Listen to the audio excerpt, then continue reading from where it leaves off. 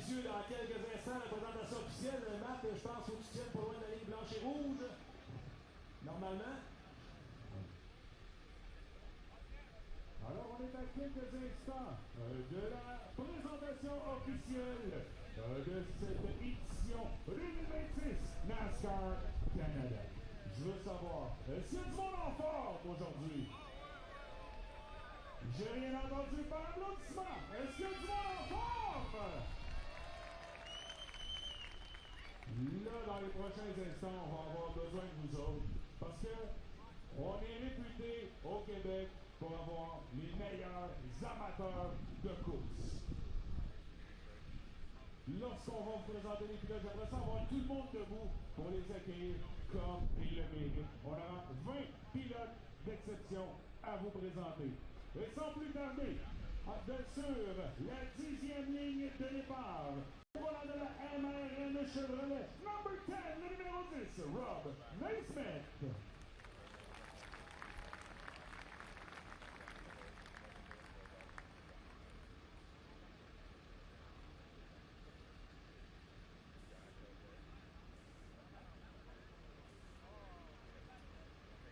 À ses côtés, sur la 10e ligne, on est au volant de la construction JM Brillant de Mascouche au Québec. Accueillons Martin Goulet Junior.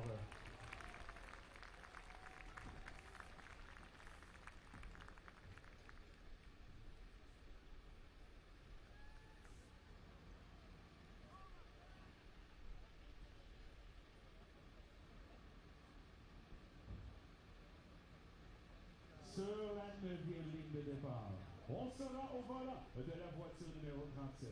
Un pilote qui nous vient de Saint-Joseph de Kamouraska. Au volant de la Duo Chrysler Normand Alain Côté. Une bonne main pour Simon Dion. Hello and welcome to race number 2 of the 2026 NASCAR Canada Series season. As we make a stop here in Vallée-Jonction, Quebec, about 65 kilometers south of Quebec City, a beautiful third of a mile speedway that will be action-packed. And we can say that based on the history of this series here at this track. It is definitely a 2-groove racetrack, maybe even 3 grooves. And it's a place that the NASCAR Canada Series has visited 10 times before. And almost each and every time, the action is fierce with double-lane racing throughout. However, there are a few asterisks beside this one this year. Normally, it's just one long race. This time, we're going to be doing 2 shorter races. So today's race will be the Bud Light 125, so it's 125 laps here at a third of a mile speed plant. That means there is no waiting around for your car to come in. It's go or be run over. So, the storylines that we'll be following, that there's no strategy. It's just get up and go very quickly. Secondly, will be the starting lineup that was based on owners' points, or drivers' points, I should say, from last year. So, the 96 of Marc-Antoine Cameron will start on pole, despite the fact that it wasn't the quickest. We had a test session here on Friday night. The entire on-track schedule from Saturday was washed out because of rain. So we still go back to the NASCAR rulebook to set the starting lineup. That puts Marc-Antoine Cameron on pole, and DJ Kennington will roll off outside of him. And again, the storyline is the 96 going to be as quick as some of the other drivers. Andrew Ranger was quickest in that test session on Friday night. The track very, very different from what it was Friday night. Obviously, a full day of rain. It is much, much cooler here today. You'll see sweaters of the people in the crowd, the flags blowing in the wind because it is quite breezy and quite cool here today. We're about 12 degrees right now before we set off for the Bud Light 125. Adam Ross will be joining me in the booth in just a short moment. Clinton Jeffrey will be patrolling the pits for us here today. Now, not a live pit lane here at Autodrome Chaudière, so the drivers will have to go back into the pit area, and essentially they pit outside their haulers.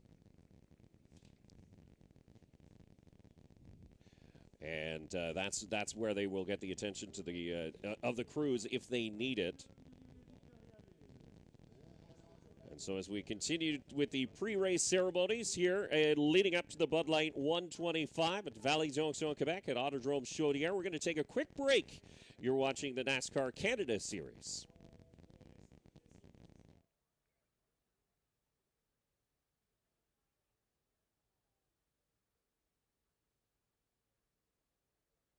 À ses côtés, on pilotera la voiture numéro 54 au volant de la Carquest qualité réfrigération. Un qui pilote de Saint-Jérôme au Québec.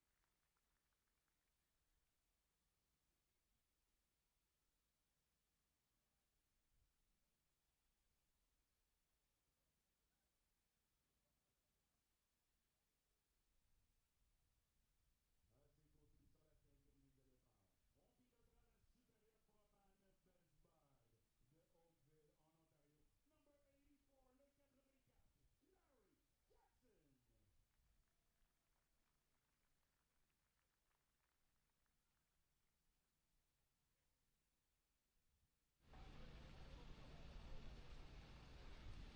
Coursol. On s'en ira sur la quatrième ligne de départ. On pilotera la Durotin BFL Canada Chevrolet. De Blainville au Québec, le numéro 9, Mathieu Kingsbury.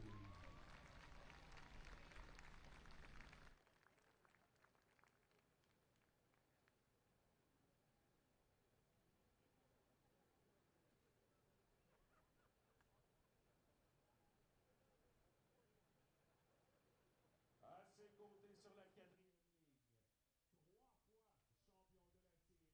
champion de la série Autodrome Chaudière, just outside of Quebec City. I'm Dave Bradley, is set to bring you the Bud Light 125. Again, Adam Ross will be joining me in the booth in just a moment. Clinton Jeffrey will be pitside for us this afternoon, as rain has definitely played a factor in this weekend's festivities. It's delayed everything by a day. The NASCAR officials and the folks here at Autodrome Chaudière have worked tirelessly to prep this track and get it ready for the NASCAR Canada Series here today. And boy, they were going when we got here this morning. They had the trucks going around, drying the track, making sure that the track would be available and competitive for these drivers when they set out on their 125-lap journey in just a few moments. But it is going to be exciting because you're going to have a mix of different drivers. Because the starting lineup is set on points from a year ago, that's going to really shuffle the deck when we start getting moving. You have the 45 of Will LaRue starting deep in the field. Will LaRue has won here in the past. As a matter of fact, he won last year. He started 8th a year ago when he did claim victory here at Autodrome Chaudière, and that is going to be a driver that we will be watching throughout the course of this race. Another one in practice on Friday night. Again, that long test session that we had on Friday night. Dave Coursol, he only did 23 laps, but he was third quickest amongst all the drivers. He, too, is starting a little bit deeper in the field, so another driver we're going to be keeping an eye on. One of the drivers who did the most laps was LP Dumoulin, turned 65 laps in that open test session on Friday night. Again, giving the drivers an opportunity to feel the track. It's a storyline that we talked about in race number 1, too. If you caught us at Canadian Tire Motorsport Park, the drivers are all running on McCreary tires this year. So it is a little bit of a change, but they did get one long race in at Canadian Tire Motorsport Park, and that track does challenge the tires as well. There's a lot of high-speed corners, both lefts and rights, and so they got a read on the tires, and they can sort of use that to build a book and figure out how it's going to work. The owners seemed to be very happy with the performance of the tire and how it held on, sort of kept consistency through a longer run. So again, that's something that we'll be watching over the course of this race. Not a lot of long runs because it's only a 125 lap race here today, but historically what we've seen is that the race does spread out a little bit at times, and so we do have the opportunity to get some green flag runs in here at Autodrome Chaudière. It's that big green wall down the back straightaway that is so noteworthy here at this track, and we're talking amongst the crew a little bit earlier on this weekend, as we did have an extended rain delay. We were reminiscing about some of the races and the battles that we've seen here in the past, and you have to look to one that was promoted on the NASCAR Canada Series social media pages over the last few days, and that one had Alex Labay and Caden Lapsevich doing battle for about 30 laps side by side, and they barely even touched. And that is the kind of race that we can expect here at Autodrome Chaudière, potentially one that will play out for us here today. Some of the favorites in the crowd will have to be the 27 of Andrew Ranger. There you see DJ Kennington, another driver who is always a threat to win no matter where he starts. Donald Teage about to jump into his 80, and then a return to the ovals for Alex Tagliani.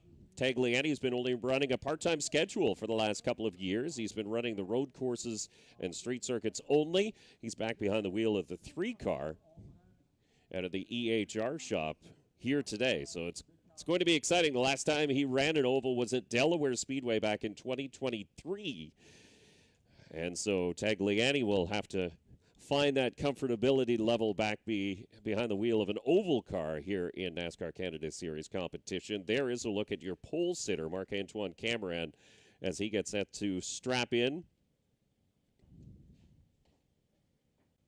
And Cameron has been good here in the past. He won in 2023, started 11th in that race. And again, that was a longer distance race, but it just goes to show you that, yes, starting position is pretty important, but there is the opportunity to pass here. It's not going to be a single file run. Drivers will start to filter out, and watch that number 27 of Andrew Ranger. You're in the nickname Captain Highliner because of this race. Sometimes he'll go up way up to the outside like he's running a dirt track and like it's a cushion.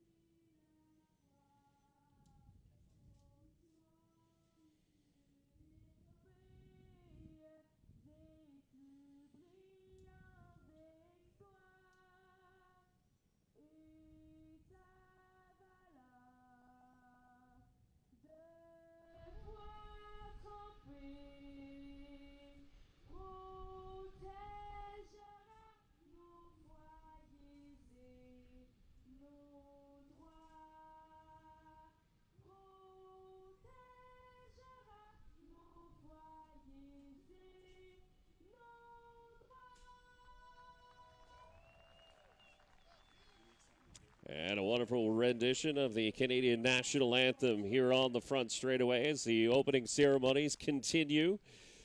Ahead up the Bud Light 125. It is race number 2 on the schedule for the NASCAR Canada Series. If you missed race number 1, a whole slew of part-timers dominated that race at Canadian Tire Motorsport Park. It was won by Gary Clute. Now, he's only going to do some of the road and street circuits over the course of this season.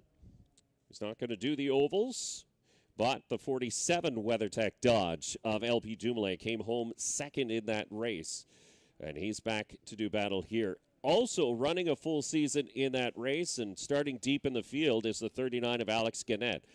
Again, it's based on points from last year, and so some of these drivers who only ran a few races last year will have to start from deeper in the field. And there you can see the Superior Propane Rack.ca, number 84 of Larry Jackson getting strapped in. His crew members there to assist, as Matthew Kingsbury in the number 9 does the same in the high line, and Marc-Antoine Cameron helmet on slides behind the wheel of that GM Paye Chevrolet Camaro. He'll start alongside the Castrol Dodge of DJ Kennington. What a familiar look that is. DJ Kennington, a longtime partner in Castrol. Would like to bring them another championship here in 2026. Has a good opportunity to do it today as the field is stacked up here on the front straightaway. The drivers getting in, and we'll get buckled in before we give them the official call to start the engine. But, of course, lined up behind the Napa pace car. We'll get an opportunity to see that a couple of times over the course of the day, no doubt. As you can see, there's Alex Gannett getting strapped into his ride. But the field all lined up here on the front straightaway.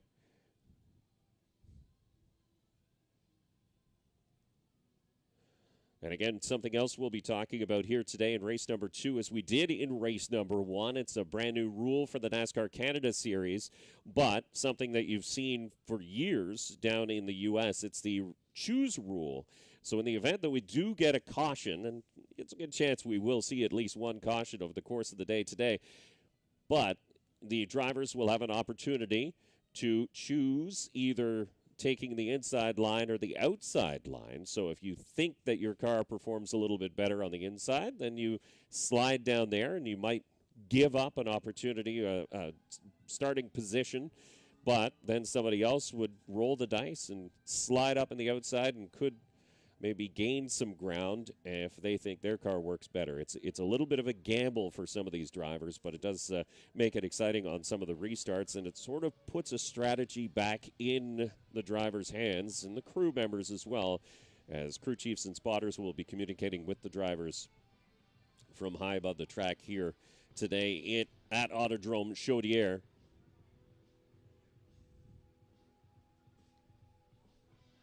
The drivers getting in. You see the window net starting to go up as everything is complete, and the one crew member now allowed to stand around the car and help the drivers with their final preparations, but everybody's getting cleared off the front straightaways. We get prepared to hear the call for the drivers to fire things up here on the front chute at Autodrome Chaudière. We do have a few new drivers making their first starts of the season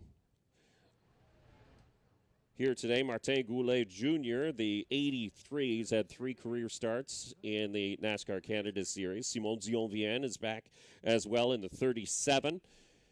And again, these drivers will be stacked up in the back because we didn't get qualifying, so they just sort of fall in towards the end. And Mike Gowdy, the car ran at Canadian Tire Motorsport Park, but he did not, as we see the countdown. And we get prepared for the words that all fans in motorsport want to hear. So we've been watching the cars get ready here on the front chute.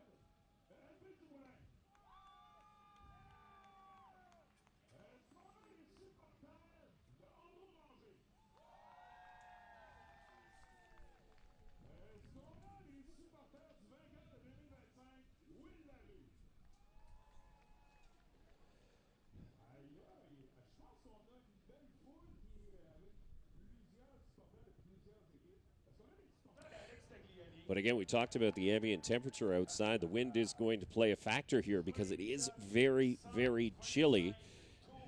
And not a lot of sun to warm things up, so that's going to keep the track pretty cool. Let's go down trackside for the command to start the engines.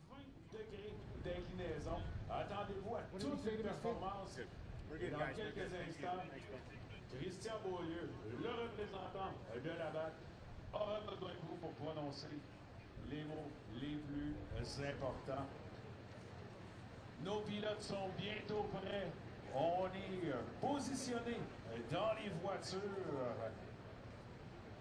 On attend le signal des officiels.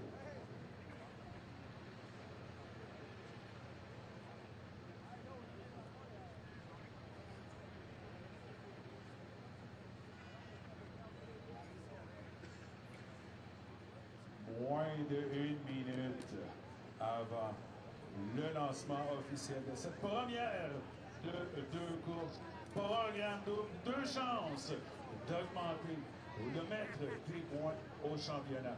La deuxième course devrait débuter vers 14h30 et on vous rappelle qu'on est toujours en direct sur les différents réseaux de télévision.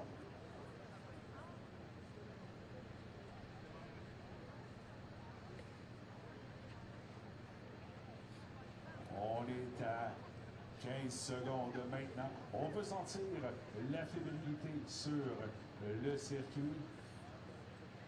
Christian Beaulieu de la batte. On est... Puis Marianne dit... Oh, je suis prêt. Oui, je suis prêt. Oh, all right. Christian, je te cède la parole. Gentlemen, start your engine!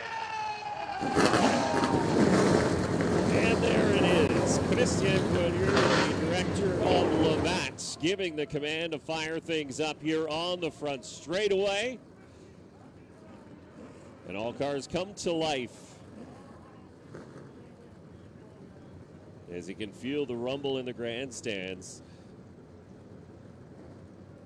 of these cars firing up. And now is going to come the time that they'll need to get the heat into those tires and make sure they stick going into turn number 1. There you see Connor Bell in the 8 car in the Diamond Storage EHR entry. He's making his very first start on an oval here today, so that's going to be an interesting story to watch as well.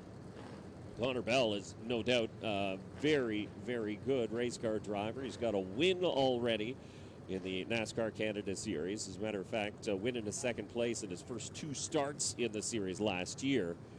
Did have a little bit of a mishap at Canadian Tire Motorsport Park in race number 1, but it was running up near the front the entire day. Unfortunately, got caught up in a bit of a mess towards the tail end of that race. He still had a solid finish, though, in that event. And now he's here going to give a shot at an oval race. Let's look at your starting lineup for the Bud Light 125. Marc-Antoine Cameron, DJ Kennington, your front row. Then it's Andrew Ranger and Donald Teage in row number 2. Again, Ranger was quickest in Friday practice. Kevin Lacroix is in the 74. He'll start alongside Alex Tagliani in the unfamiliar number 3. LP Dumoulin in the 47.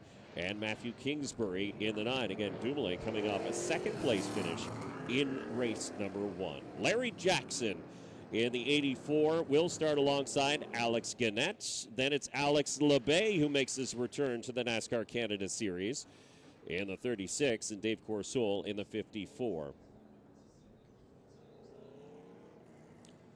Looking back through the field, that's where we find Will LaRue in the 45, Connor Bell in the 8 car, and then it's the 85, which was originally going to be driven by Darrell Timmers. It's Herbie Drescher in that car today. Glenn Stiers will start alongside him in row number 8. As we continue on through the field, Michael Gowdy is in the 38. Simon Zion-Vienne is in the 37. And then Martin Goulet Jr. and Rob Naismith from all the way out in Saskatchewan is making a start, and he will start in 20th position, making up the final starting spot in row number 10. As we welcome Adam Ross to the booth, as he's finished his on-track duties to start the race here today. But Adam, we were talking, or I was talking a little bit about some of the storylines we're going to be following.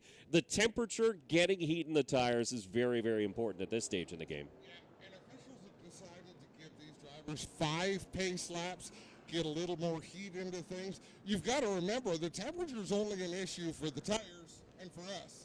Drivers are very comfortable. It's nice and warm in those cars. There's a good look at Will LaRue in the 45. And again, there's a driver that we're going to be watching. He starts a little bit deeper in the field, and he has some work to do, but you know he's got hundreds of laps around Autodrome Chaudière in the late model, but it doesn't take him too long to get to the front of the field. No, and there's a lot of drivers with track experience here. There's a lot of drivers with years of NASCAR Canada stock car experience. It is all going to be important. They're going to have to dig into their bag of tricks because still, Dave, the McCreary tire is still a question mark. Can you push it to its limit for 125 laps? Do you need to pace it? How is that going to look? There's a good look at Connor Bell. Again, the driver making his very first starts as we've got one to go. The field lining up 2 by 2 behind the Napa pace car, that Chevrolet Camaro. Of course, Napa, the official aftermarket retail store of NASCAR in Canada. That pace car pacing all races throughout the 2026 season. It will look for the pit lane or the paddock area where all the trucks are parked, and it heads off the track. 125 laps for the Bud Light 125. It's Marc-Antoine Cameron, DJ Kennington, and we are green. Cameron gets a great launch in the 96. DJ Kennington going to be able to slide into that second spot just ahead of Andrew Ranger. A little bit of accordion effect going on, which you would expect. But everybody clean and green for the opening lap. Some minor contact there between Andrew Ranger and Donald Teach. Teach tried to come down and close the door. Ranger was there, and it shoved the 80 car up the hill a little bit. Teach hung on to it, and they're still side-by-side battling for third spot. And there's side-by-side battles from the front all the way to the back. One of the cars we want to keep an eye on, the 36 of Alex LeBay, a gifted short-track racer. He's got a long way to go and a short time to get there, but it looks like Matthew Kingsbury in the 9 might have a bit of smoke out the back of it. You might be right, as he's just ahead of the 3 car of Alex Tagliani. We'll keep an eye on that car for sure, as Gannett has made some moves already. Oh, trouble. Michael Gowdy up at turn number 4, loops it around. Problem here on the front straightaway. That is going to draw the caution. Gowdy is in the infield. It's a paved infield area here at Autodrome Chaudière. But Mike Gowdy, a veteran of the Hooters Pro Cup, Arca Menard Series. He's run dirt late models as well, hailing out of Gravenhurst, Ontario, which is just north of Toronto. Goes for a loop, and I believe it was a long enough loop he will lose a lap. So while we have this bit of downtime under our first caution here at the Bud Light 125, we're going to take a quick break. You're watching NASCAR Canada Series.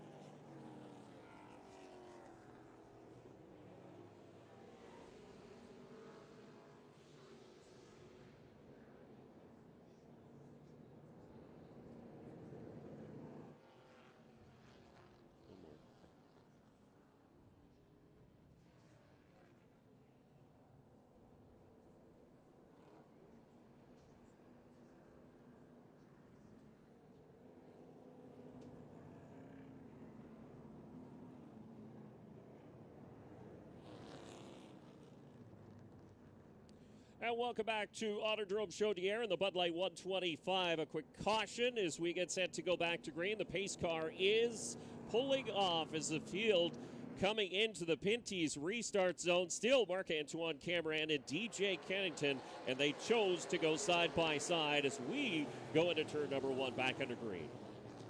And of course, Dave, we're waiting for Andrew Ranger to develop the third lane. It's early yet. He'll run where the rubber is. He'll run where the temperature is.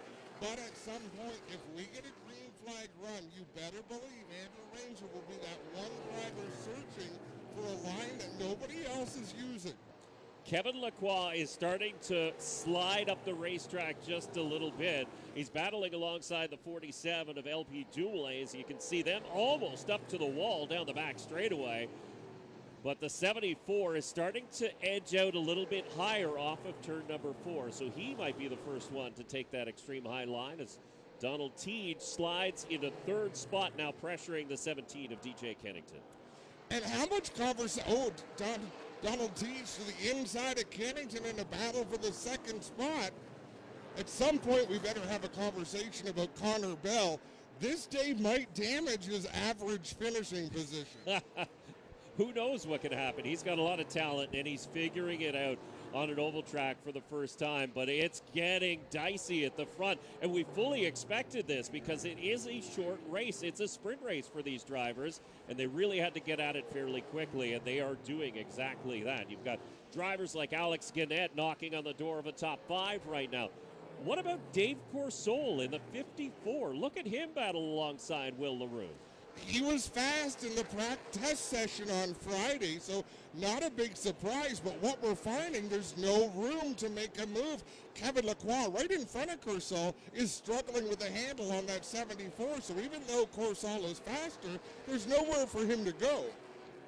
And they're sort of boxed in behind the 9 and the 45, who are battling side by side as well. Kingsbury in the Dura-King, number 9, Will LaRue in the LaRue Industrial Snowblowers, number 45. LaRue's got it tagged down on the inside, and it turns really well, but he just can't quite get the drive off that he needs. Alex Gannett in the 39 with the 47 of LP Dumoulin. They're just ahead of this battle. They've been side by side for a couple of laps now. That's a battle for the 5th spot, as I believe Donald Teague is starting to close in on Marc-Antoine Cameron. While they were battling, Cameron got out to an advantage, but we are starting to see that gap close in as Donald Teague is on the charge in that 80. Cameron might just be protecting those tires a little bit, as his lap times are fairly similar to the 80, but they're going to come into some lap traffic in short order. Michael Gowdy struggling with the handling of that number 38. And again, it wiggles just in front of the leader, Marc-Antoine Cameron. Cameron's not going to wait too long behind Gowdy. He doesn't have a history of patience waiting for lap cars to let him by. No, he really doesn't. One more thing we want to talk about. Kevin Lacroix is really struggling with his handle. This could affect his starting position in the next race as well, because every driver's fastest lap in this 125 lap race is how they qualify to set the lineup for the second half. Yeah, that car is not turning at all. It's sliding up the racetrack. I thought he was looking for the high line early on. It's just a matter of hanging on. It's a good look at DJ Kennington holding down 3rd spot. Now Ranger will get around Michael Gowdy and drag along the 39 of Alex Gannett as well. Oh, a little bit of contact between Alex Gannett and Mike Gowdy. Big damage to the back end of the 38, as a matter of fact. As Gowdy slid up the racetrack just a little bit, he's got potentially a tire rub as there is smoke showing from the back. I don't think that's a. Okay, maybe it is a tire rub. Yep, the right rear fender crumpled in on that 38 car. One of the only Ford Mustangs in the field with damage now in Michael Gowdy. He's still staying out, and we stay under green. That is the most important part. And you're right, the gap at the front is shrinking. Cameron now under a second ahead of the 80. 3 wide at the back of the field. Glenn's tires in the 0. Connor Bell in the 8. Naismith in that number 10. They know the leaders are coming. And you can see good battle there between the 47 of LP Dumoulin, Will LaRue, Alex Labay. all three drivers who were in the potential to win category at the beginning of the day, and they were all running comfortably inside the top 10. Look at LeBay. He started so deep in the field, and now that car is moving. Look at how smooth he is on the inside, that number 36. Smooth is the word. Alex LeBay never looks like he is stressing his race car. He is just all go, all the time, but always in control. Now he's got a driver sort of running half his lane in front of him, and that's LP Dumoulin. So we'll see how much patience LeBay has to hold back. Well, Will LaRue shot to the outside. He's not going to wait to let Alex try to make his move. He's going to take advantage of Alex trying to get to the inside of LP Dumoulin, work the outside, and as they close in on the slower car of Michael Gowdy, this could get really crowded. And you can see the leader is starting to look at some lap traffic as well as, oh, we go 3 wide. Gowdy had to pull way down to the inside as LeBay and LaRue had to eat up some real estate in between all three of them and managed to make it through there unscathed. He didn't have to, but it was nice that he did. It's true. There we go. Alex LeBay might have made some contact there with Dumoulin. Either way, Dumoulin shot up the racetrack. LeBay to the inside. Will LaRue going to try the high side? Leaders are into lap traffic. Naismith pulls up to the outside lane to let Marc-Antoine Cameron go through. He's going to do the same thing for Donald Teege. The lead at the line was still hovering around that 0.8 to a second for Marc-Antoine Cameron. We'll see what it is there now. Yeah, just a little bit quicker for Donald Teege in second spot. DJ Kennington still holding down third, as you can see from the ticker on your screen. The other driver on a charge right now is Martin Goulet Jr. He just passed Alex Tagliani for the 11th spot, trying to close in on Dave Corsall. Dave Corsall is running Andrew Ranger's line. He is committed to the high groove in that 54. Yeah, and it's interesting when you talk about Martin Goulet Jr. in the 83. He does have 3 starts in the NASCAR Canada Series. Now, his best finish is only 17th.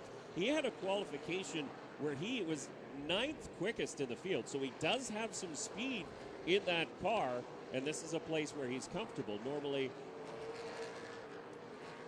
runs a late model, but again, a limited schedule here this year in 2020. Watching Larry Jackson out there battling with Simon Dion-Vienne and the 74 of Kevin Lacroix. They're about a straightaway ahead of a race leader, Marc-Antoine Cameron. Cameron now swings to the outside of Glenn Stiers in 3 and 4 to put the 0 a lap down. Donald Teege about 5 car lengths off the back bumper of the 96. It is a little bit of a surprise to see the valve line number 74 of Kevin Lacroix so far back, struggling so much with that race car this early in this race. They don't miss a setup coming to a racetrack very often. Corsall with problems in the 54. You can see him heading off the racetrack at the top of your screen. He gave up a top 10 position in that 54 to take that car to the pit area. Wild battles through slower traffic. Glenn Stiers looks like he might be off the pace. He gets up out of the groove on the outside. It almost looked like he was looking for pit lane 2, but there's too much traffic, and we got a car around. Larry Jackson around in turn number 2. You can see the rack.ca. Okay, this is experience. Look at those black marks. Why are they there, Dave?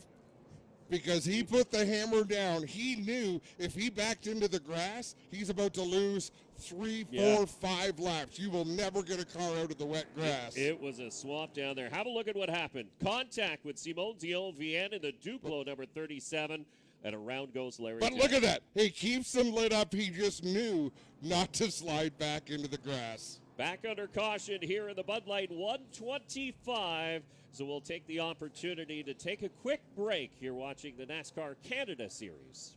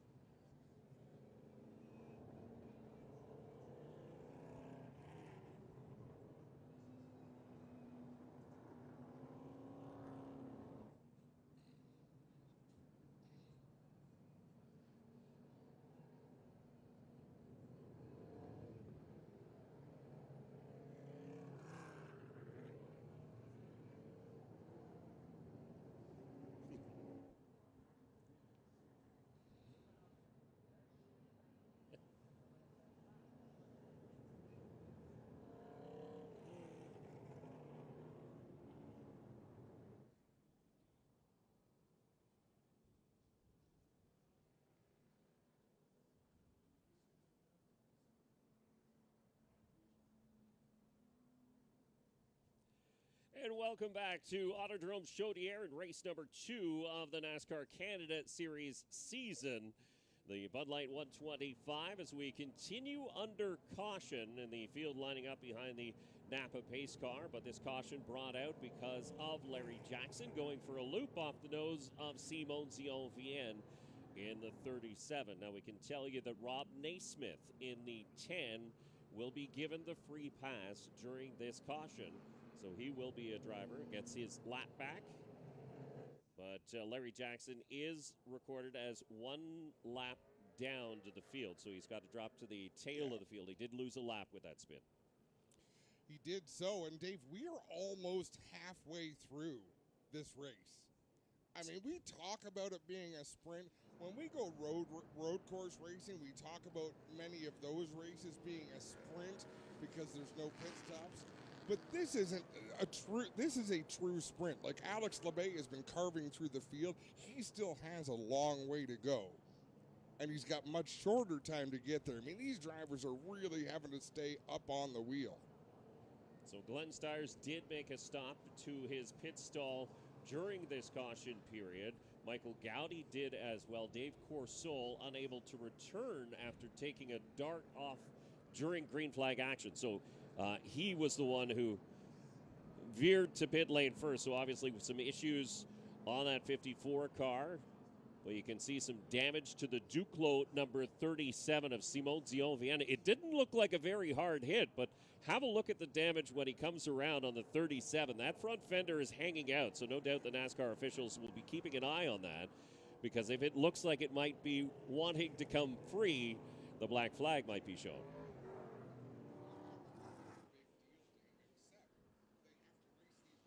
And in the second half of this doubleheader, so they want to be in one piece. You know, is there a point where you have to cut your losses in this one to be able to be ready for the next one and hope that goes better? I don't know the answer to this, but I do know drivers like the Zero Glenn Stiers, they can now use this as a bit of a practice session. And the choose rule in effect here at Autodrome Chaudière, so it's going to be Marc-Antoine Cameron. And then the 80 of Donald Teage will pull up on the outside. DJ Kennington and Andrew Ranger. So now Ranger finally on a restart gets the opportunity to be on the outside where he's probably the most comfortable. And I wish I knew why that was. We know that he often runs, and he's a road course racer, a gifted one at that. On a road course, there is one fast line. It's true. You know, you hit your marks, you hit your apexes. So as an oval racer, as a secondary part of his racing career, I'd love to know the mindset of how he finds the lines he runs. I believe it's to conserve brakes, to conserve tires, but there's got to be more going through the mind of his when he finds where he wants to be. You're not wrong. The Napa pace car pulls off. The cars enter the Pinty's restart zone, and we see the green once again down towards turn number 1. And speaking of Ranger, he got a great launch right up on the back bumper of Donald Teage. Teage alongside Cameron, a couple of hard-nosed racers. DJ Kennington gets deep into turn 3, pushes both of them up the racetrack. Yeah, that car didn't turn the way he wanted it to in 3 and 4, and they lost a bit of ground to the 2 race leaders. Look at Teage battle up on the outside of Marc-Antoine Cameron. They're side by side at the stripe one more time. Donald Teage probably has more laps on this racetrack than anybody in the race, and in various different types of race cars. He is a short track racing specialist. Oh, boys. Somebody's lurking, though, and it's the 36 of Alex Labbe. He's up to 5th now and working on DJ Kennington, looking to the outside. That car is a rocket ship down low. Look at him go. Yeah, Labbe is one who will almost always take the most efficient line around a racetrack and make his car work there. Teage still battling with Cameron. They're side by side down the backstretch. Teage out in front by half a car length. Classic Autodrome Chaudière battle at the front of the field. Teage will take the lead of the line by a nose as he moves the 80 to the top of the scoring pylon. Marc-Antoine Cameron, for the first time this afternoon, will slot into 2nd spot. Andrew Ranger now up into 3rd. 2 GM Paillet backed entries second and third. Teja's car doesn't look as fluid in the bottom lane as it did on the top lane. He was quick up on the outside, but look at Cameron now able to keep close. He's tied to the back bumper of your race leader, but this is a battle now for third. So you've got LeBay down low. You've got DJ Kennington up in the outside lane, and then you've got Andrew Ranger searching for an even higher outside lane. This is short track racing as great as you were ever going to see it. I mean, this racetrack is, the white lines would make you think this is 3 lanes wide. It's actually about 6 lanes wide. We won't talk about the 6th lane. Nobody wants to be there, but Andrew Ranger pushes that envelope. Sure does. Ended up on the outside berm last year in this event. He got just that much too high. As you can see in behind there, Will LaRue and Alex Gannett is going to join this pot of soup. A couple more ingredients being thrown into that battle for third, which now belongs to the 36 of Alex LeBay, and he's already stretching out. But at the front, Marc-Antoine Cameron taking a peek under Donald Teach. You're right, that 80 car down low isn't performing as well as it once was. But let's walk through this situation. If Cameron gets to the inside and Teej is on the outside, Teej is going to be able to keep Cameron to the bottom of the track, where Cameron is not faster all the way around. Now we're seeing Teej start to run about a lane off the bottom in that 80 car, and lo and behold, Cameron can't do anything with him. Fastest car on the track that last time by Alex LeBay. He's down in the 13-second lap territory at 13.9. That time by, that's about 2/10 quicker than your race leader. And we have a battle for the lead as Cameron tucks to the inside fully, and they'll go side by side off at turn 2. Slow car ahead is the 0 of Glenn Stiers. He's up and out of the way. Yeah, Stiers slowed on the front stretch last time by. He's committed to the pits, and that's where he goes. But look at this. Donald Teach, I've never seen Teach give a driver so much room, but he's choosing to enter the corner 2 lanes higher than Cameron because he comes off so fast. Now they do have communications with their spotters and their crew. Obviously, the spotter had said, that's where your car is running best. You best get out there because Cameron was coming, and the thing is, Cameron's still coming as they continue to go side by side. Yeah, Teach might be using a little bit more racetrack than he wants to. It looks like the front end just won't stay down even in that high groove, but he's still able to keep Cameron honest. And I've got to say, Marc-Antoine Cameron, we have seen him over the years not be so polite. When he wants to complete a pass, he will kind of take your lane away. We haven't seen him do that just yet. This is real gentleman short track racing right now. Just wait, though. This is about to become a 3-car battle for the lead because Alex LeBay continues to chip away at that lead that was built up by the top 2 cars. LeBay is within striking distance now, sitting in 3rd spot, but this is still the battle for the lead with Teach up on the outside. Marc-Antoine Cameron down low, so Cameron goes back to top spot. The good thing that was doing for Donald Teach was as Cameron was trying to make speed in the bottom groove, it's forcing him to use more brakes than he was, forcing him to use more rubber than he was, stress those McCreary racing tires. Still didn't pay off. He was able to get out ahead of the 80 machine, but it also enabled the 36 of LeBay to close right in. We now have a 3-car battle at the front. It is a train at the front. As a matter of fact, they're all nose to tail. They got the slower traffic just ahead. It'll take a little while to catch the Superior Propane number 84 of Larry Jackson. But it's Cameron out in front of Teach and LeBay, then about a straightaway back to the 27 of Andrew Ranger, who is running in 4th, with Alex Gannett, DJ Kennington, with Will LaRue there as well. And Ranger running that top groove that nobody else is running as high as Ranger is. Oh, trouble. We got him stacked up in turn number 3. Tagliani involved. LP Dumoulin had nowhere to go. He's going to try. No, he's not going to get out ahead of the leader, so they both lose a lap there. Also, the 74 of Kevin Lacroix was involved, picked up a little bit of nose damage there, but Tagliani definitely got the worst, sitting backwards up against the wall in turn number 3. So his return to oval racing not necessarily going as he had scheduled, but he's going to cut through the infield. You know what? I don't know how the officials are going to love that, but that was the right thing to do. Because trying to spin a car around in front of the leaders is probably not going to be appreciated either. So Tagliani gets back. Let's have a look at this replay from high above. It's at the very top of the screen. Just a mess there as Tagliani went around and collected the 47 of LP Dumoulin. So the cleanup continues up in turn number 3, and we're going to take a quick pause here in the Bud Light 125. You're watching NASCAR Canada Series from Autodrome Chaudière.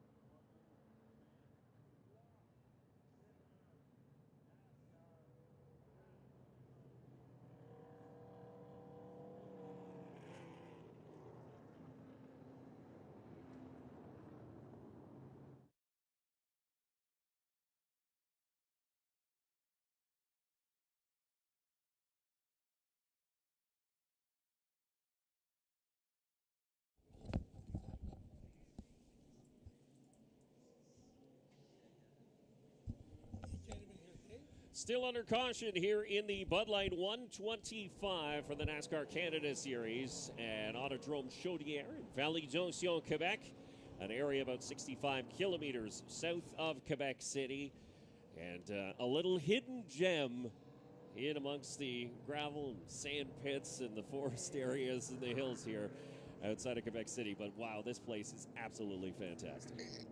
And honestly, Dave, when you get off the highway to come to this track, it's like driving through a Disney movie. Trees and mountains and rivers and a cute little town with a bridge that you got. You know what I'm saying? It is very much like that for sure.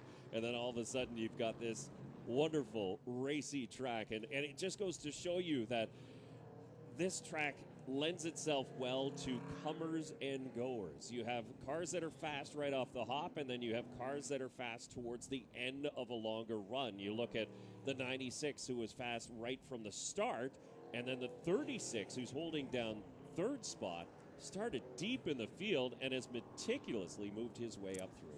Yeah, when you set the lineup according to the NASCAR rule book, you just get that explosion from the drop of the green flag of some drivers didn't come to the Friday test session. So their first lap of competition up to speed on this track was the drop of the green flag. So it's a lot to ask of these drivers. You're having to figure out a lot of things all at once. Cameron didn't have to. He had the best starting spot. He knew what he was in for. He had practiced, before the event. So things working out well.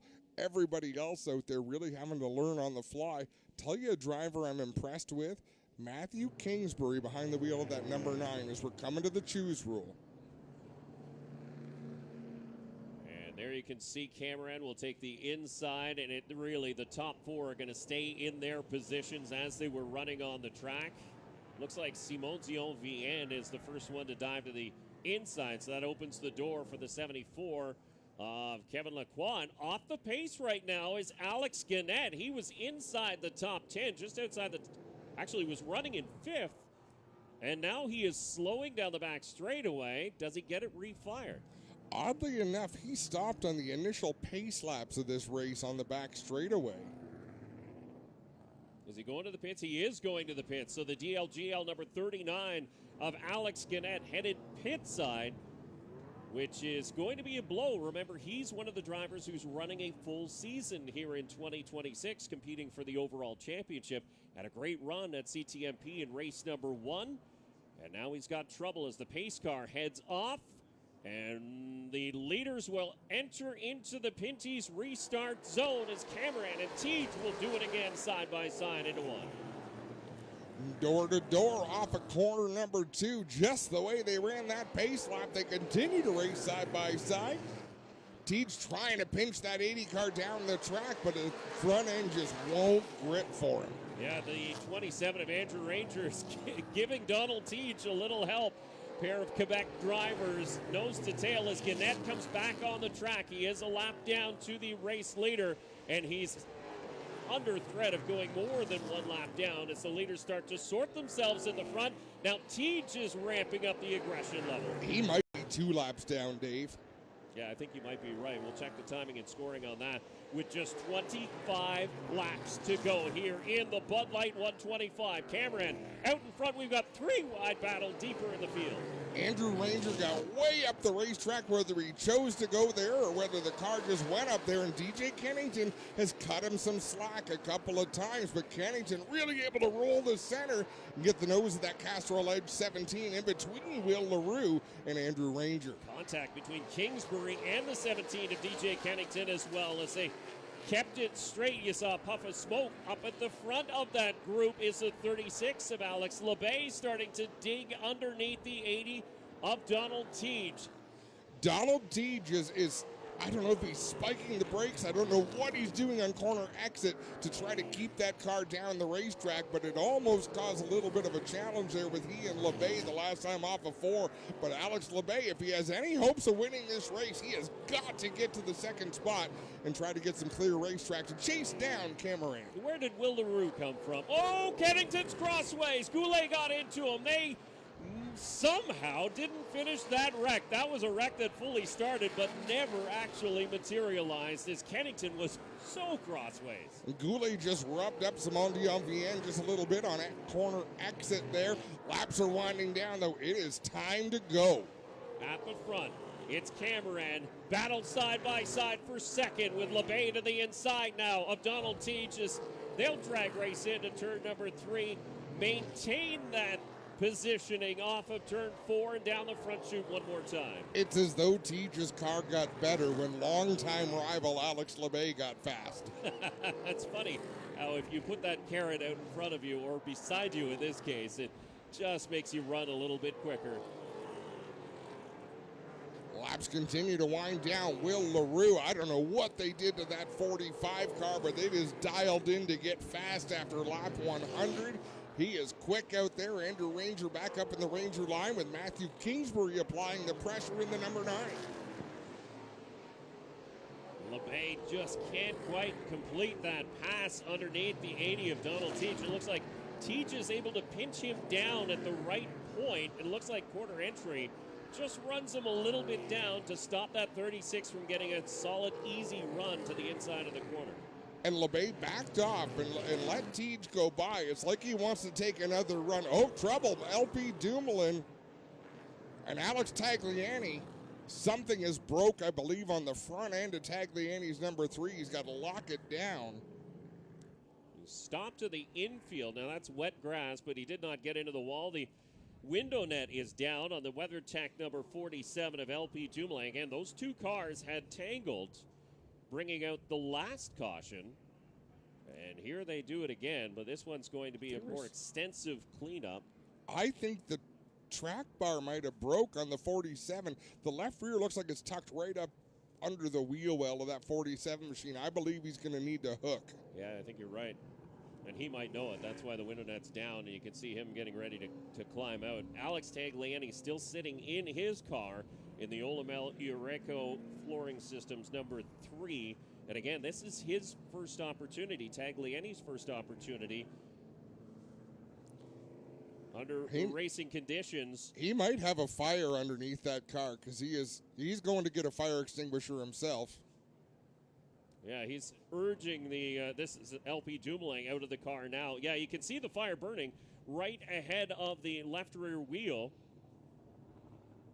And now the NASCAR officials are trying to get the extinguisher on that small flame. That's where the battery compartment is on the race car. So that would be an interesting place for a fire to happen. You can see the frustration all over the mannerisms of LP Dumoulin as his race comes to an early end. We are under a red flag now because of this flame that sparked up underneath the WeatherTech Dodge Challenger.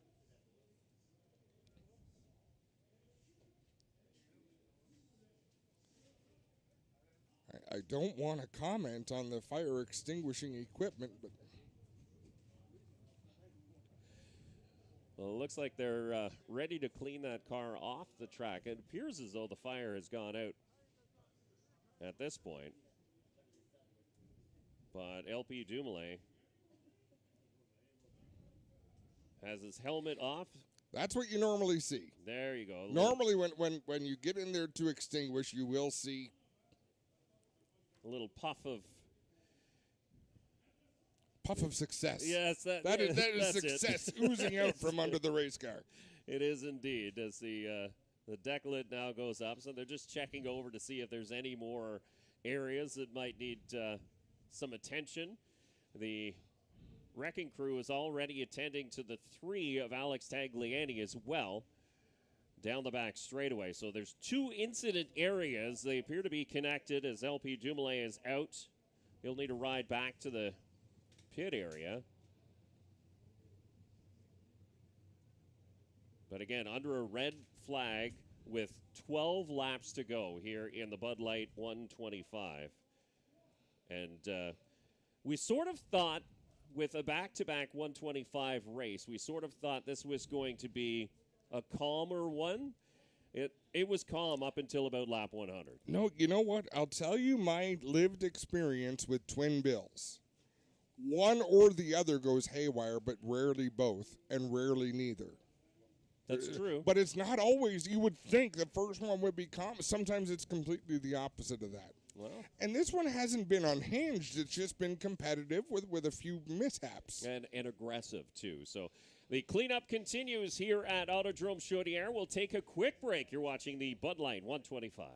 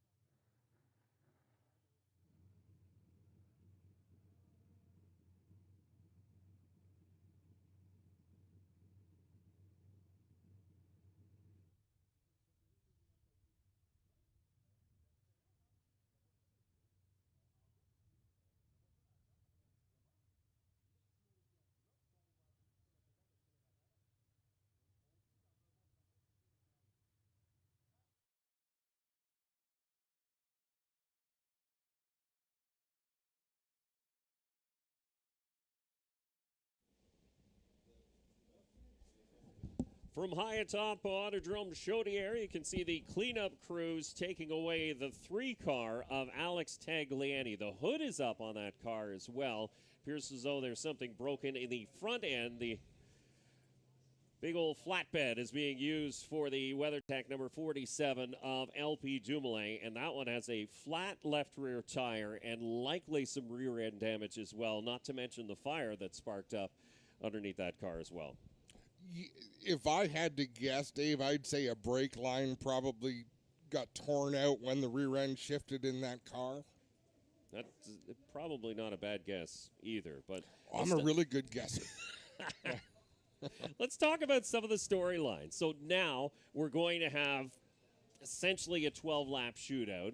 A little less once we get through all the caution laps and get this field moving again. But you've got the typical drivers you'd expect to see at the front here. Donald Teege is always quick here at Autodrome Chaudière. LeBay is quick. But then you look a little bit deeper in the top 10. Martin Goulet in the 83 is in 8th. Simon Zion-Vienne is in 9th in the 37. And Kevin Lacroix, whose car was handling about as good as that flatbed wrecker, is now all of a sudden performing, and he's back up inside the top 10. Yeah, and this will not be satisfying for Kevin Lacroix by any stretch, but that's just the driver that he is. I mean, he will gut it out. He'll get you what he can. Goulet, aggressive out there in the 83. If you look at the left side of the 83, there's not a mark on that car. If you look on the right side, however, there are many marks on that car. So we have a look at Tagliani. That car's going to go up on jack stand so they can work on it. The damage to the nose was caused by an earlier incident. Him and the 47 of LP Dumoulin, and there you can see the 47 coming down into the pit area as well. But those two had gotten together in turn number 3, and that potentially did something to both those cars as the field now back again under caution. So the field is rolling, and everyone has fired up. Yeah, that's a good sign. Everybody able to get their cars rolling because you want to get through this. Hopefully they will come directly to the choose. There is no free pass. As you mentioned, laps are winding down. Pit road is open, so it's going to be well under 10 laps to go when we get back to green. And for the drivers, you can see the NASCAR officials indicating to the drivers they do have 10 to go. For the drivers to know when the choose rule comes into effect, you just have to look at the pace car, and the pace car driver will hold a hand out the window to indicate this is the lap you need to choose. So even though that was not the choose lap, every driver was driving as though it was the choose lap because they made it very clear on the drivers, meaning don't hit the box where the choose cone is. And this is it. So Teege goes to the outside. Again, look at Ranger. Ranger chose the outside, so that'll put Kingsbury to the inside of the 27. DJ Kennington also chooses the outside. So a couple cars working better in the outside lane, and the drivers deciding that's exactly where they want to be for this final dash. Possibly some debris out there as they send the safety truck onto the racetrack. The second row, in my opinion, Dave, the second row needs for something explosive to happen on the front row for them to have any chance. It just doesn't look as though anyone can complete the passes that they're trying to make. You're right. Did want to make a special mention to Connor Bell in the 8 car. On the lead lap, sitting in 12th. His first oval track start is not a bad one at all. I would love to come up with an analogy on what it's like for a road course racer to experience their first oval, because it's not even the same sport. No, it isn't. It's so difficult because it's all momentum. And if you mess up on one corner on an oval track, it costs you about 3 laps to gain that time you lost back. On a road course, you might be able to get it 3 laps or 3 corners later. And process, restarts, so many things that mean so much. Through the Pinty's restart zone once again, Cameron and Teege will do the dance through 1 and 2. 6 laps to go. It'll be 5 this time when they cross the line. Will LaRue with a solid start on the high side. Front row still side by side as they race off at turn 4. Kingsbury got checked up in the middle of 3 and 4, and that pushed the field behind him well back. It looks like it's a 4-car battle at the front of the field. Look at LaRue up on the outside. Donald Teach into the back end of Marc-Antoine Cameron. Wasn't significant contact, but Cameron having to correct as they went through 3 and 4. Teach just can't keep that car down the racetrack. Here comes Will LaRue in the 45. Look it down low. It's Alex LeBay, who had the quickest car for so many laps before we got these strings of cautions, but the 36 looking to find that magic once again. 2 laps to go this time. Cameron continues to lead the way. Teague still able to hold on to that second spot. It's Alex LeBay and Will LaRue racing side by side to complete the podium. 1 to go this time by Marc-Antoine Cameron. Handily through 3 and 4. He'll lead them across the stripe as the white flag waves. The battle for third is the one to watch on the racetrack. LeBay down low, Will LaRue up high. And it's Cameron who will lead him off of turn number 4 and see the checkered flag. The win will go to the 96. Donald Teach comes home in second, and third nearly too close to call, but Will LaRue will complete the podium here in the Bud Light 125. By 1/100th of a second. What a race that was. Teach had his moment, but you could see that something happened to the front grip on that race car. Yeah, he just couldn't keep it down on the racetrack where he needed it. Even when he was in the outside lane, it would just skate up as soon as he got back on the power, and that's all Marc-Antoine Cameron needed, was just the handling to fall off a little bit on the 80 car. But hats off to Cameron. He did everything he needed to do, fell back to second at one point, and made his way back up into the front. And look how clean that race car is. That was good, hard racing with Donald Teach, 2 drivers who take 0 guff. Cameron and Teach, and those cars are still clean as can be. And now we'll go for a victory lap here at Autodrome Chaudière. The driver of the GM Paille, number 96, visits victory lane for the first time here in 2026. Remember, he's a back-to-back series champion, looking at trying the three-peat here, doing something no other driver has ever done in the NASCAR Canada Series. It was hard enough to repeat. That had never been, the three-peat is completely unheard of. But that team doesn't take any time off. They go to work right away, and no doubt that car will be fresh when we come back for the second 125 race. When they line up by the rule book, Cameron was given the pole position. Would he have got that had they needed to qualify? It doesn't matter. Opportunity knocked for the 96 team. Cameron, as crew chief Robin McCluskey, they answered the bell. Can tell you that Cameron will get the pole for race number 2 based on lap times from race number 1. He was the quickest. He set that lap on lap number 4. As the window net is down, Marc-Antoine Cameron getting unbuckled, getting the gloves off, and he'll take that helmet off before he pops out.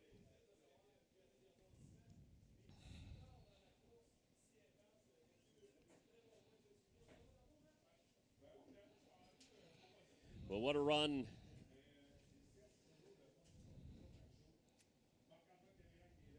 For Marc-Antoine Cameron, he takes a quick breath. It's not a long race, but it's intense. And that's the thing, is a sprint race is a different feel than a distance race. A distance race, you can sort of allow yourself to relax at times. In a sprint race, you need to get up on the wheel and stay up on the wheel the entire time. Antoine Cameron climbs out into victory lane here in race number 2 of the season. He will salute the crowd here today as the crew gets ready to join us down here on the front straightaway. Mark salutes the camera viewers. Mark, what a drive here today. You know, you start up front, but you were not unchallenged. You had to work for this one. They were really testing your mettle this afternoon. Oh, definitely. I know it, and, you know, it wasn't the easy race. And it's still like we don't know with those tires how they're going to react on the long run, especially on the oval. It's the first race on the oval of the season, and I know the 80 was fast through the 80 of Donald Page. He passed me, and on the long run, I think we have the better car, so we'll see what we can do for the second races. This is a great morale builder early in the season, right? Oh, definitely. I mean, after a tough start at Mosport, the car was definitely fast, but we have an issue with the penalty, and we come back really strong here in Valley. There you have it, guys. Marc-Antoine Cameron picks up the win here at Chaudière. His second win of his career here at Autodrome Chaudière. The last time he visited Victory Lane was back in 2023. In that race, he started in 11th position. This one, he didn't have to come from far. He started on pole based on qualifying being rained out, set on the stipulations set out in the rule book. And there you can see the finishing order for the top 8 as LaRue 1/100th of a second ahead of Alex Labay, Andrew Ranger, DJ Kennington, Matthew Kingsbury, and Martin Goulet Jr. in 8 spots. So great run for the driver of the 83 who had to start from deep in the field. It was a great race, fun to watch. 9th through 16th. Simon Dion-Vienne, that's a solid top 10 for him. And let's go back down trackside where Clinton is standing by with your runner-up. Good run, Donald. Thank you. Go right to Will, okay? English, French to Will. You going to bring Will over here? And listen. Go. Donald, what a drive here today. Second, I mean, you were so close at a place you've got experience. I know how much it would mean for you to grab the win here today. You were that close, man. You know, the car was better on the beginning, so that's why we passed the 96. But after halfway, you know, it was so tight, so I couldn't keep it on the bottom. So I let him go, and I tried to stay a second, and that's what we have to do. Take some points, be ready for the second race. That's what the plan is. Could you have done anything different today? You know, we're gonna adjust the car. We're a little bit tight, so I think we can be better. Solid drive here. Congrats, Donald. Thank you. Now give it to me in French, okay?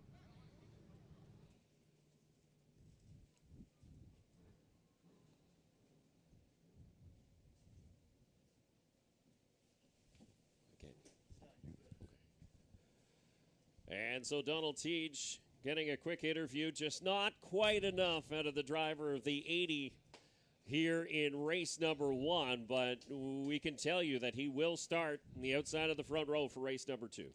And you know that crew will be hard at work making sure that that grip lasts to lap 125 as he congratulates Marc-Antoine Cameron, a polite handshake with J.C. Payet down in Victory Lane.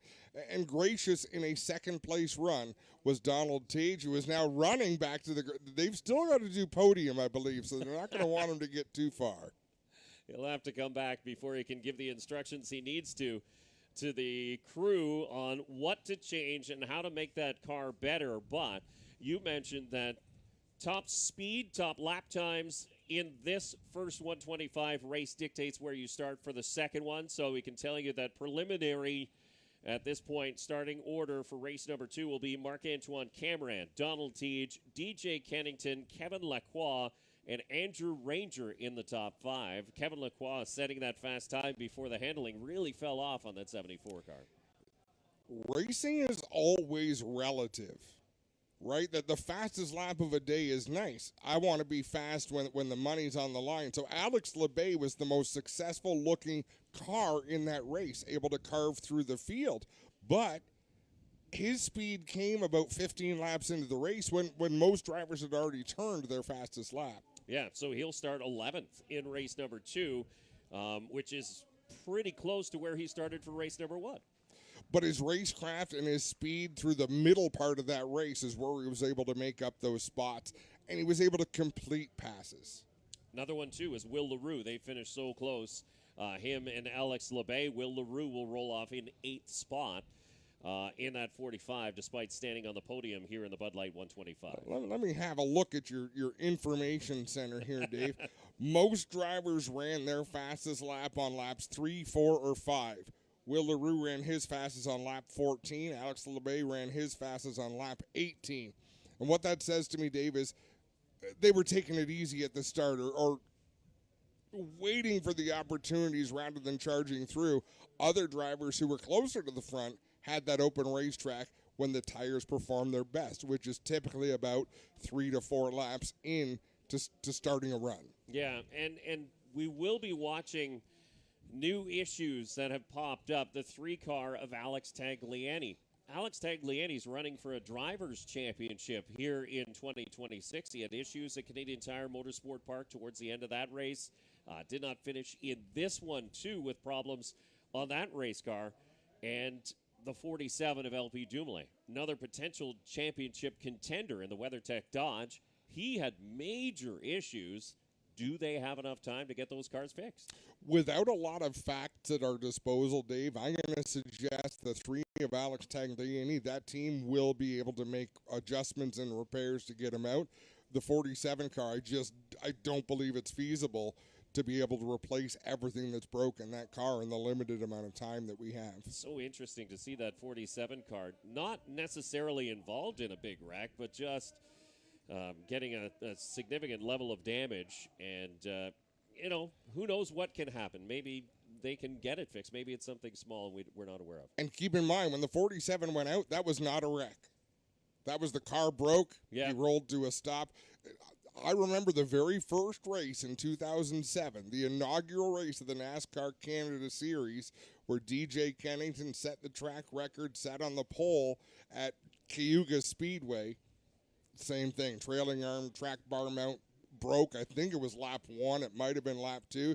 You just roll to a stop, but it's catastrophic failure. It's nothing you can fix, and it's a bad day. It is a bad day, but good days had by a number of drivers here in race number 1. And we'll be back to bring you race number 2. It'll be the Michelob Ultra 125. That'll be race number 2 here at Valley Jonction, Quebec, as the celebrations in Victory Lane continue. And, of course, a couple of interesting items happened here this weekend. One of them being the first time ever we saw Princess Auto as the title sponsor here in Quebec with an activation here at Autodrome Chaudière. Is the other going to be the Summer of Gilles?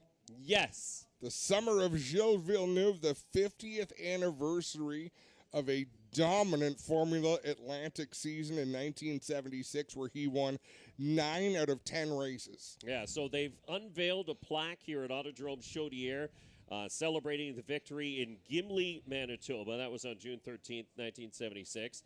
There will be another plaque unveiled at Riverside celebrating a victory at Atlantic Motorsport Park. Calabogie will be the scene of another one, a victory in Mont-Tremblant.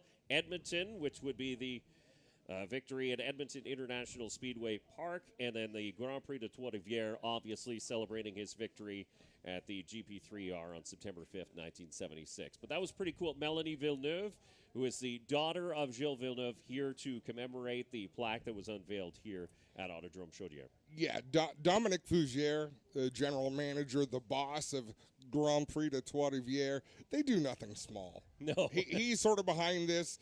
They were here for that. Great to see Ms. Villeneuve here to enjoy it as well. And she has been out before when her father is celebrated. It's just very cool to see that connection and someone who really is a Canadian legend. Yeah, it's almost what she's been doing is bringing the Gilles Villeneuve Museum all over the place and just keeping his memory alive through that, merchandise sales, things like that. We've seen her at Canadian Tire Motorsport Park, and it's great to see a legend like Gilles Villeneuve in the spotlight still so many years after his unfortunate passing. It's the history of our sport, and if you have not had the chance to travel Canada, please take advantage. Go out and see some of the great racing in every pocket of the country, but Quebec is special. The racing culture in Quebec is as vibrant as it is anywhere, and they are rabid about their motorsports. I mean, look at today. You've got a cool day. It was rainy to start. The sun is pushing hard to get through the clouds as a tribute to Kyle Busch, I believe, from the 96, Marc-Antoine Cameron doing a little bow with the checkered flag here in Victory Lane. But, yeah, you've got a filled grandstand. People, they're bundled up, but they're here to watch some racing. They certainly are, and boy, I feel so bad for Martin Toa, the rest of the ownership group here at Autodrome Chaudière. We have been cursed over the years with weather coming here, but when the weather is good, this place is jam-packed, and the place is electric with excitement. And one of the things I love about this event, if you ever get the chance to travel here, it's a full day of racing. We've got lots of other races to watch today, local divisions. It's going to be a blast. Yeah, they pack the schedule, and that's what makes it so much fun. I mean, of course, still to come on the schedule here today is the Michelob Ultra 125 from Autodrome Chaudière, and we're going to go green with that around 2:30 this afternoon. So you can join us back here once again, and we'll bring you all of the action live as it plays out here on this fun third of a mile oval at Autodrome Chaudière just outside of Quebec City. But the car is being pushed back to the pit area as Marc-Antoine Cameron celebrates on the podium along with Will LaRue and Donald Teague, your top three finishers here in the Bud Light 125. Have you ever seen some of the technology where they can overlap different cars' lines? They do it for qualifying quite often. They do it on road courses quite often. So you can lay one line over top of another and see where drivers are just slightly different than others. I would love to see that done here. You think that's not even the same racetrack. It isn't. It would just be a spider web of lines in every corner, and it's not like it's different in 1 and 2 and 3. It's just all over the place. Drivers can be faster down low in 1 and faster way up high in turn 3 and 4. And enter down low, but let the car drift up 2 lanes where someone else is entering 5 lanes up and cutting down the racetrack. And it's just such a myriad of choices in how you the driver that figures out where their car runs best first is going to be successful. And the driver like Marc-Antoine Cameron, who takes the traditional fast line, so he had track position, he had a car that would run that traditional fast line. That's what you really need, because Donald Teague tried after he passed him, and it just wasn't there for him. So Marc-Antoine Cameron takes the win here in the Bud Light 125 ahead of Donald Teague and Will LaRue. That's your top three finishers from the first 125-lap race. We're going to be back with the Michelob Ultra 125 at around 2:30 this afternoon here in Vallée-Jonction, Quebec. For Adam Ross and Clinton Jeffrey, I'm Dave Bradley. Thanks for watching. This copyrighted telecast may not be reproduced, retransmitted, or used in any form without the authorized written consent of NASCAR Broadcasting. NASCAR would like to thank all of our fans for your support, and we hope you enjoyed today's broadcast.